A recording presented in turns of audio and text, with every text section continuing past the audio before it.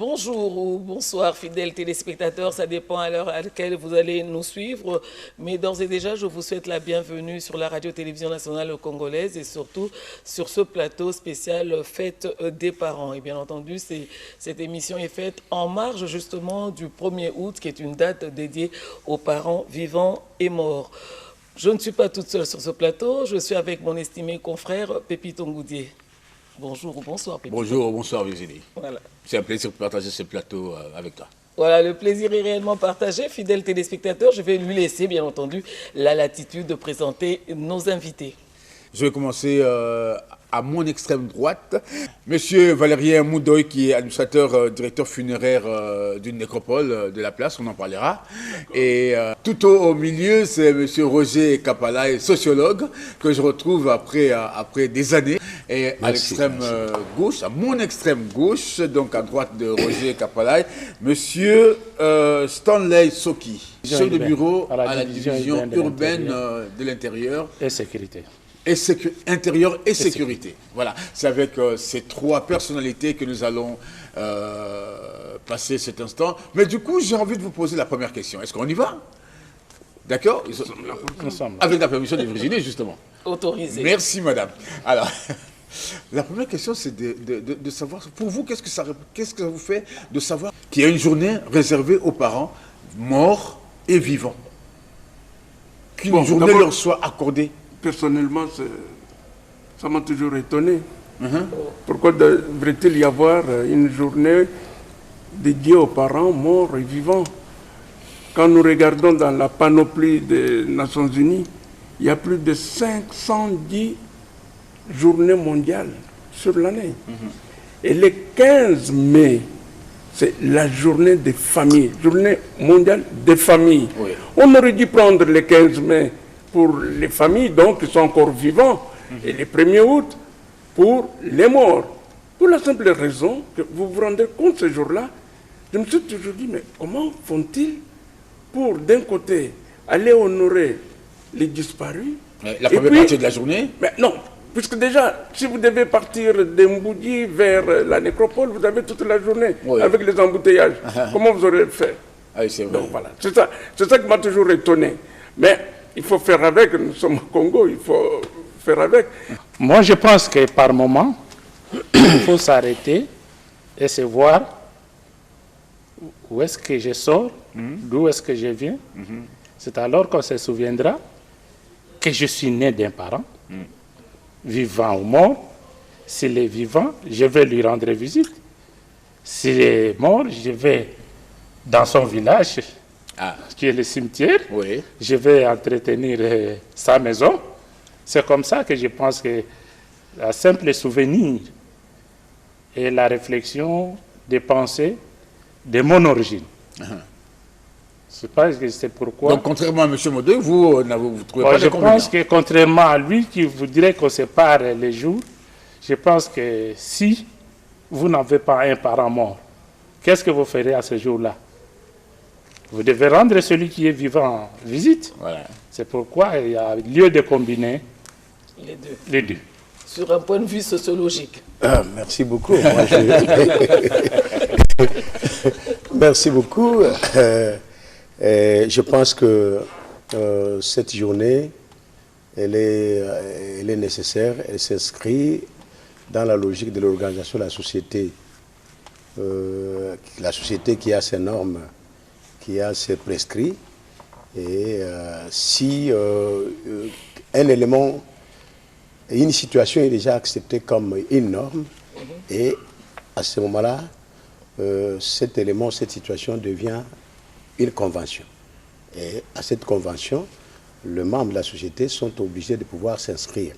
Et logiquement, comme déjà cette journée est dédiée et aux parents vivants et aux parents morts, je pense qu'il va de soi que nous puissions la respecter, donc la journée. Et vous savez très bien, la société qui est organisée, qui part de la petite famille, père, mère, enfants, et les enfants sont obligés de pouvoir honorer leurs parents, et à plusieurs niveaux. Que faites-vous pour les parents vivants.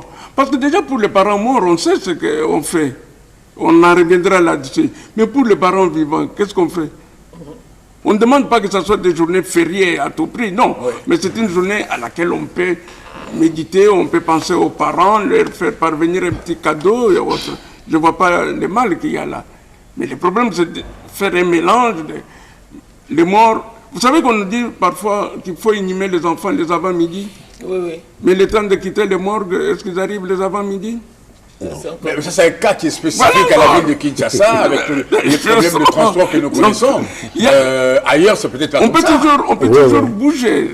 Au village, on peut bien enterrer un enfant à 8h, à 9h du matin. On y arrive, c'est tout. D'abord, on ne garde pas pendant 8 jours au village. Vous savez vous-même. Mais voilà. On ne garde pas. Alors, on va un peu rester du côté avant-midi, qui est réservé justement aux parents morts. Je voudrais comprendre par rapport à nos us, nos coutumes. Qu'est-ce qu'on peut comprendre par respect aux morts? Au moment où vous êtes sur les lieux de recueillement, c'est là que vous devez commencer par respecter les morts. Mais à la nécropole, nous disons le respect dû aux morts. Dès que vous arrivez, ça commence d'abord par respecter le lieu qui vous accueille, les hangars. N'allez pas manger, jeter par terre.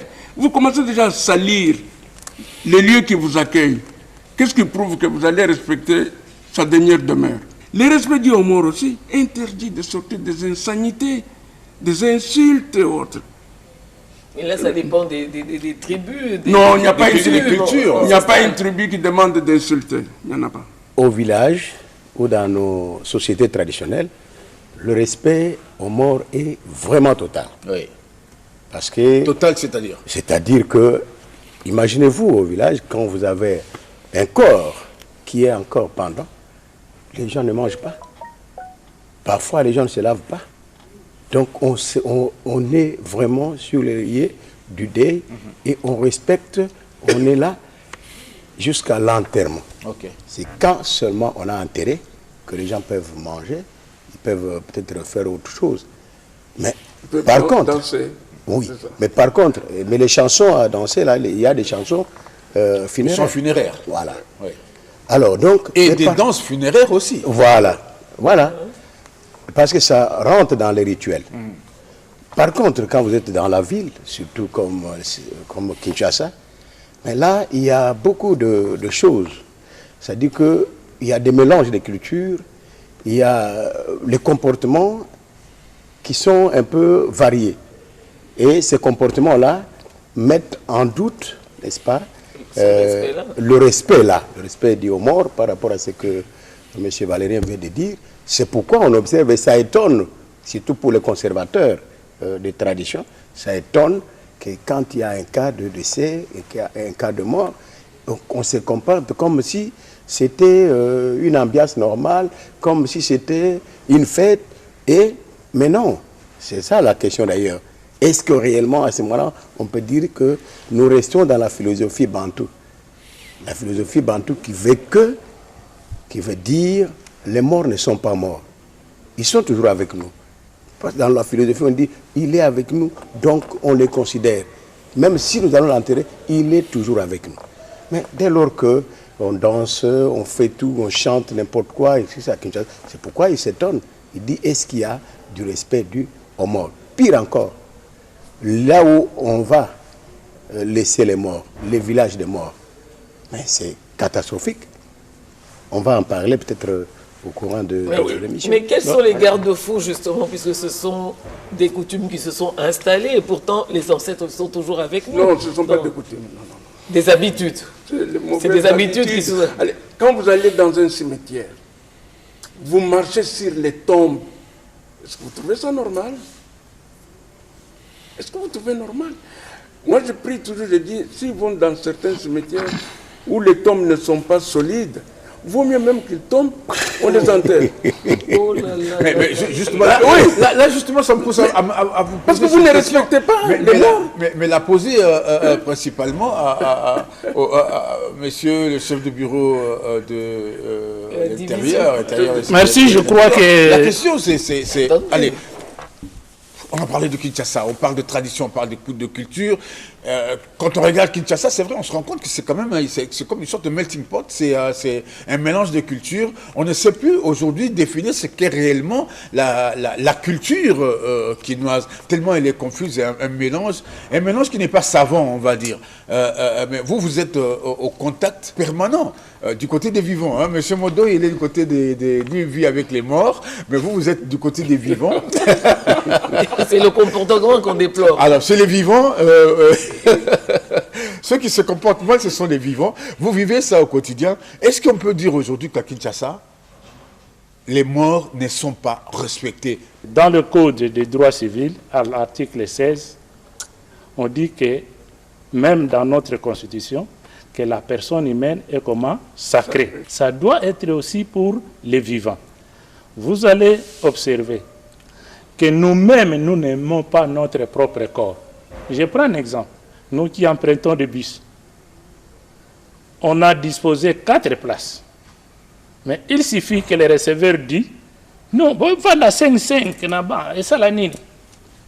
Puisque ne vous respectez pas votre propre corps, qu'est-ce que vous allez faire? Vous allez vous y mettre et voyager. Est-ce qu'il y a une culture quinoise?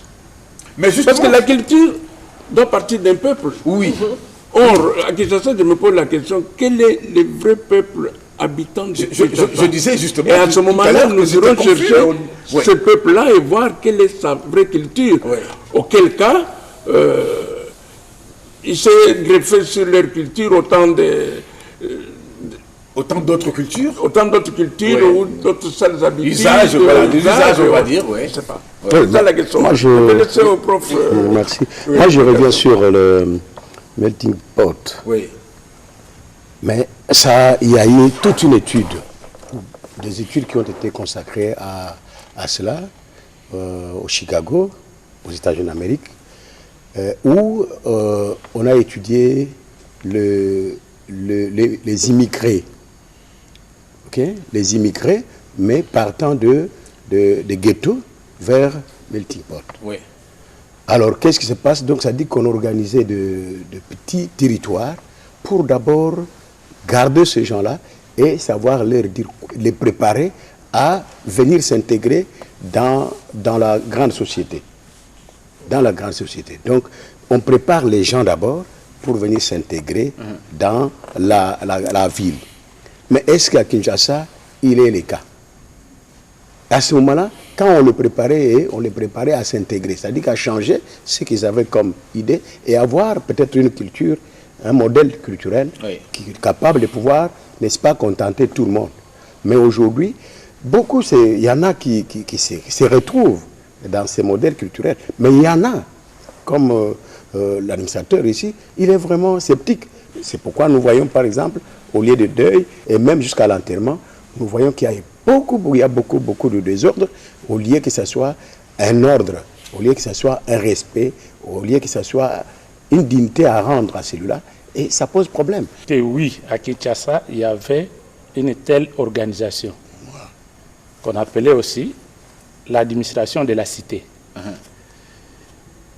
On recyclait un peu les gens, on leur faisait voir comment vivre à la cité. Ça date du siècle passé. Oui, mais attendez, je vais leur répondre puisqu'il a eu l'exemple d'ailleurs. Oui. Alors, c'est pourquoi quand le législateur ou l'administrateur va constater que réellement vous êtes intégré, il va vous donner le numéro SD, ce que la plupart d'entre nous n'ont pas.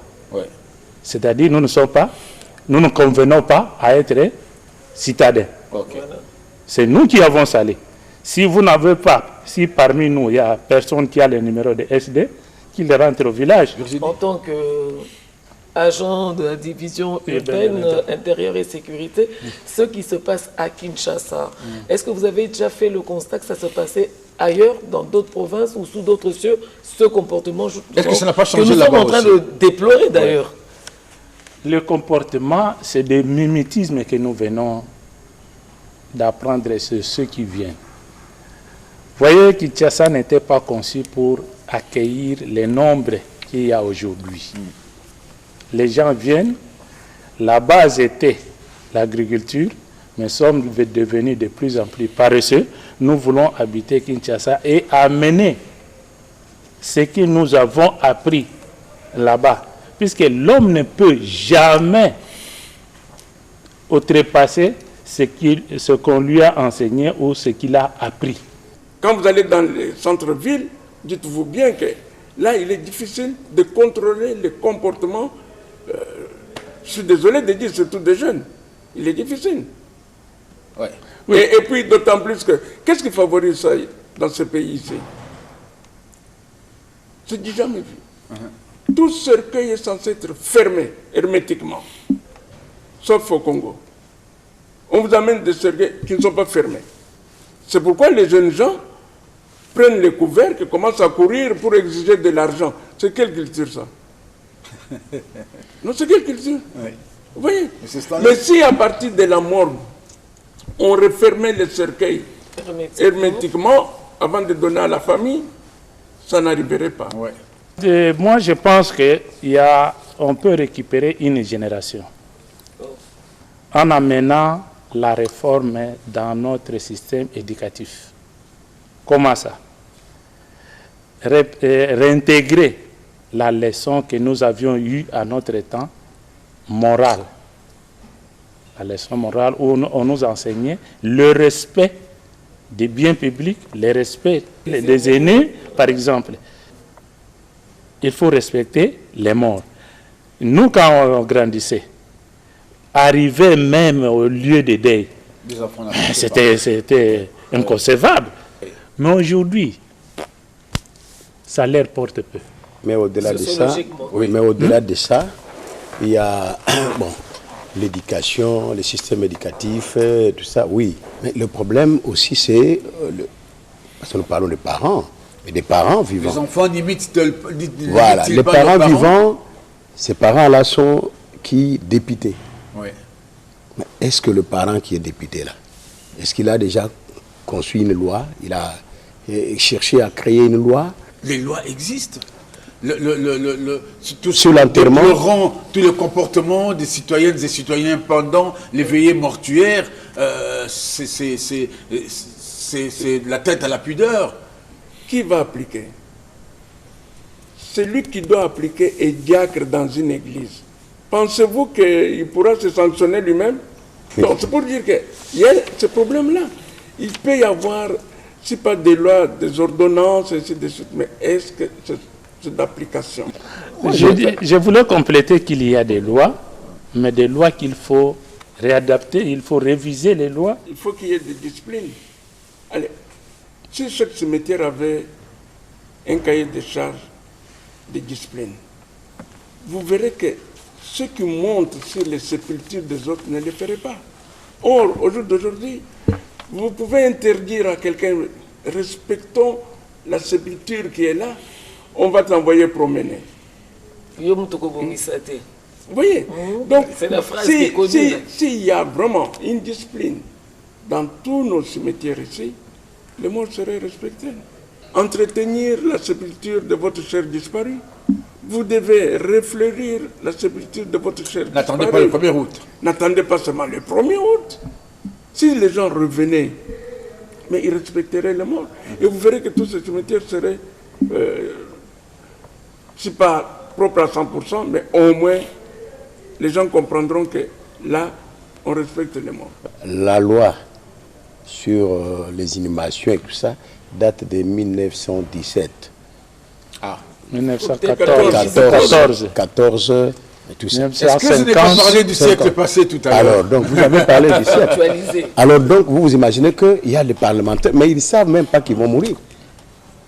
Et oui, bon, au lieu de prendre des dispositions pour que demain, quand même ils vont mourir, qu'ils soient respectés, que leur mémoire soit respectée. Oui, mais c'est ça. Il faut se rendre compte, parce que nous avons comme problème, on fait plusieurs émissions à l'Nécropole, mais vous voyez que vous êtes ailleurs, les cimetières, c'est un musée.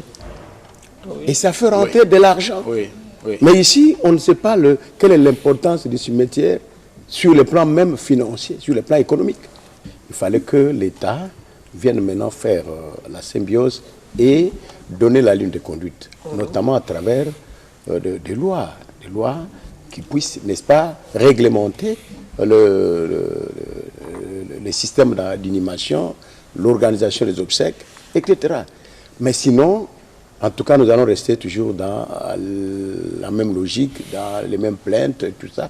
Et peut-être que les choses vont s'empirer plus davantage, parce que c'est en train de s'empirer. Je m'en voudrais personnellement de ne pas poser cette question. Quand on était en train de préparer, on s'est beaucoup posé la question, qu'est-ce qu'on ferait aujourd'hui? En fait, l'idée c'était, bon, allez, on va célébrer cette année, on va penser plus particulièrement aux morts centenaires. Et en se posant la question, qu'est-ce qu'on aurait fait s'il était encore vivant? S'il avait totalisé 100 ans, là, vivant? Mais on s'est dit, bon, il nous a déjà laissés, mais aujourd'hui c'est son 100e anniversaire. Mais on compte toujours, en oui, fait. Voilà, on revient, qu'est-ce qu'on fait? Et c'est vrai que je suis resté là à y réfléchir. Qu'est-ce qu'on pourrait faire? Qu'est-ce qu'on aurait pu faire? Qu'est-ce qu'on aurait dû faire? Qu'est-ce qu'on ferait idéalement pour célébrer ces 100 ans, ce centenaire de quelqu'un qui n'est plus avec nous? Au jour d'aujourd'hui, je ne connais pas les statistiques des autres cimetières. Chez vous, par exemple, mais nous avons plus de 150 centenaires à la nécropole. C'est pourquoi, au 1er août, nous allons baptiser un des ronds-points, les ronds-points en l'honneur des centenaires. Ok. Oui. Et si j'avais... je comprends pourquoi vous avez suscité cette question-là pendant la discussion. Si j'avais été... Je prends les cas. Oui. Bourgmestre d'une commune. Mais un centenaire de ma commune qui mourrait, j'allais à titre posthume décorer. Ok. Mais plus que ça. Vous vous rendez bien compte que des fois nous demandons, le centenaire qui est là, est-ce que sa commune est représentée ici? Personne. Est-ce qu'on lui rend visite? Personne. Personne. Et pourtant, tout le monde aspire à vivre même 100 ans, voire même au-delà. Oui. Voire éternellement. Et comme on n'a pas... Bon, éternellement, ça je n'en sais rien, parce que Jésus lui-même n'est pas éternel. Parce que nous, qu'est-ce que nous faisons à notre manière? On s'est toujours posé la question de dire, et si on pouvait faire un bête certificat qu'on mettrait sur son cercueil avant qu'il ne parte, ne fût-ce qu'en signe de reconnaissance. Vous parlez de celui qui est mort à 100 ans. Oui, celui qui est mort à 100 ans, il faut déjà le féliciter. Celui qui n'est pas encore mort, qui a 100 ans, je crois savoir que les services de commune rendent visite à ces gens-là, ou pas, ça je n'en sais rien. Mais moi, pour le moment, je me dis, je fais honneur à ceux qui sont morts à 100 ans, ou plus que 100 ans. La preuve, déjà, à la nécropole, et vous en avez plus de 150 centenaires à la nécropole, oui. Ok. Déjà, quand on nous amène une dépouille mortelle, à partir de 90 ans, nous offrons nous-mêmes une gerbe de fleurs avec la cloche qui accompagne. 100 ans, on offre une gerbe de fleurs et des applaudissements. Vive l'artiste. Pour honorer la personne. Ok. Mais si j'avais été le chancelier des ordres nationaux, mais je viendrais mettre une médaille de mérite civique sur son cercueil, ne fût-ce que ça, parce qu'il ne va plus porter. Ça va partir là. Mais au moins, pour montrer aux gens que nous avons des centenaires, parfois qu'on oublie, qui sont, je ne sais pas, dans un home ou qui sont... Et la plupart meurent à la maison. Oui. Mais si... De maladie ou de vieillesse? De vieillesse. Oui. Et s'il meurt à la maison de vieillesse, c'est qu'avant de l'inhumer, on va prévenir la commune. Le chef de quartier est prévenu. Obtenir tous les documents. Mais maintenant, posez-vous la question, que font? Comment réagit la commune? La commune, voilà. Oui. Vous avez un centenaire dans votre commune, comment vous réagissez? L'État est là avec nous. Hein. Ah! Je ne sais pas si... Nous avons des représentants de l'État avec nous. Vous savez, nous sommes dans un système de chacun pour soi. Ah! Mais pourtant, le centenaire de la ville de Kinshasa vient d'être célébré. L'État pour tous, mais oui. C'est pourquoi j'ai revu un peu à la question comment honorer nos morts. Cela est facultatif. Pour certains, ils vont dans les cimetières poser des fleurs, pour les autres embellir la tombe, Pour certains aussi, mettre des plaques sur les tombes ou des stèles qu'on peut utiliser. C'est la stèle ou bien les manières, ça dépendra d'une famille à une autre, comment ils pensent honorer leurs morts dans les cimetières. Et pour les honorer, je viens et je jette l'éloge à l'ETEC. Il faut que les cimetières aient des plans. Un plan de cimetière, un plan d'enterrement qui permettra que les hommes ne puissent pas passer par ou bien sur les tombes. Mais s'il y a des allées prévues, et il y a aussi le problème de la culture, il faut éduquer la population. Voilà, alors on va pratiquement, on chute carrément, mais je voudrais quand même qu'un dernier mot soit dit de la part de l'administrateur, du professeur, de l'autorité urbaine. Nous commençons par l'autorité. De l'autorité urbaine, là. Oui, c'est notre patron. Voilà. Merci pour la parole. Je crois que le dernier mot est de vous remercier de nous avoir acceptés dans cette grande institution pour parler et sensibiliser notre population qu'ils sont obligés de respecter les morts, puisque ces gens-là étaient comme eux. Dans la société, nous sommes en train de vivre sous forme d'un système. Il y a la naissance, la vie et la mort. Et la mort, c'est la direction à nous tous. Donc nous prenons tous cette direction. Chacun à son tour, et à son âge, etc. Nous prenons la direction. Et comme nous savons que nous allons culminer vers là, et donc nous devons nous donner un devoir de pouvoir respecter ceux qui sont déjà partis et honorer leur mémoire. Heureusement, nous l'avons déjà dit, il y a quand même une journée consacrée aux morts, surtout aux parents, et donc que nous puissions le faire en toute dignité et surtout dans le respect des normes de nos sociétés. Je tiens d'abord à vous remercier de nous avoir accordé cet instant pour faire passer un message. Tout en rappelant aussi que les journalistes que vous êtes, vous avez une lourde responsabilité, celle d'éduquer le peuple. Comment peut-on éduquer le peuple à respecter les morts? Ce n'est pas seulement en faisant une émission au 1er août.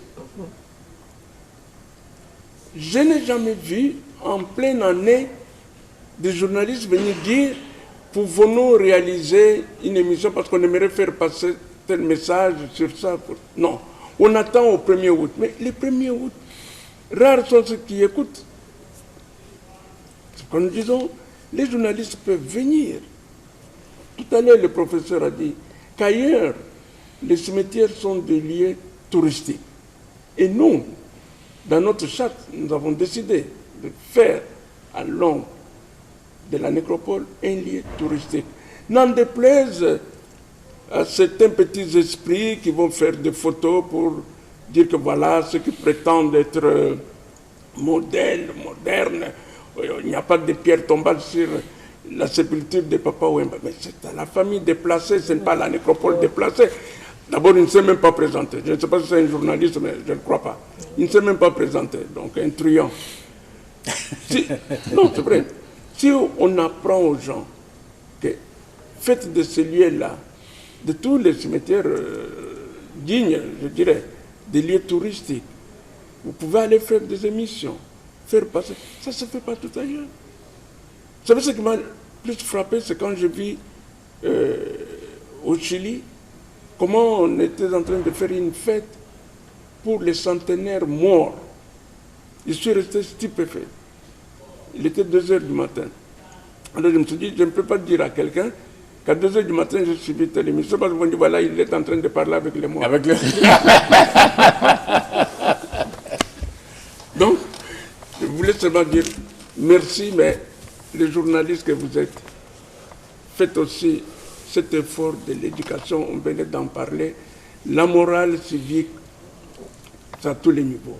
On doit bien informer les gens et pas déformer la situation.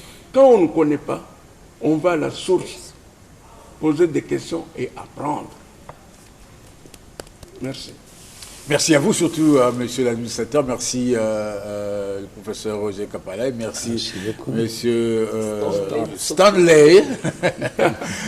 Fidèles téléspectateurs, c'est avec un réel plaisir de partager justement ce plateau spécial avec Pépito, mais également avec ses invités de marque qui sont venus nous éclairer justement sur le respect dû au mort, parce que le mort doit être traité avec respect et dignité, parce que n'oublions pas surtout les centenaires, puisque un VR qui meurt, c'est toute une bibliothèque qui disparaît. Qui brûle.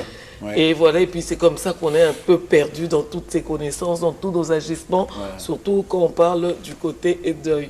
Merci d'être fidèles. Certainement que nous allons suivre les recommandations de l'administrateur et de descendre de temps en temps pour essayer de communiquer et de faire passer ce message digne à tous les Congolais, parce que nous devons absolument respecter nos morts. Au revoir et à très bientôt.